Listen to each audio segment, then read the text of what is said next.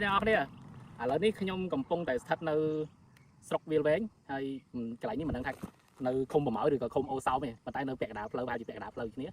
hay mua là hai để nhom trôi chặt màu lên tổng sáng mà đá lên nơi sọc viền vén ní mặc nơi khai po sắt từng mũ có sập bố cái này đá lên chở chết hay sọc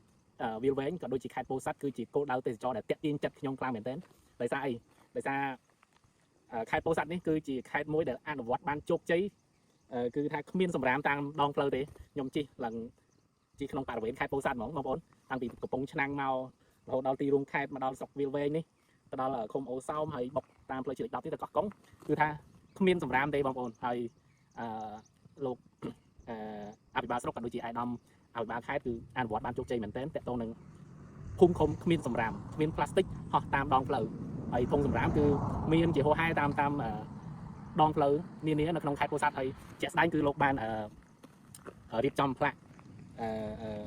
ហាមឃាត់ក៏ដូចជាការណែនាំតាមដងផ្លូវនេះបងប្អូនឃើញទេគាត់បានប្រាប់វាហាមចោលសម្រាមតាមដងផ្លូវហើយបន្ទាប់ទៅនេះគឺខ្ញុំនឹងជូនប្លង់ទេសភាពខ្លះតាក់ទងនឹងស្រុកវាលវែងតំបន់ទេសចរផ្លាយភ្នែកហើយធម្មជាតិពិតៗបងប្អូនអត់មានការកែច្នៃគឺស្អាតខ្លាំងមែនតើនេះបងប្អូនមើលនេះស្អាតតើបងប្អូនហើយស្រុកវាលវែងនេះឈរកន្លែងនេះមើល view ទេសភាពស្ងាត់360 ដឺក្រេ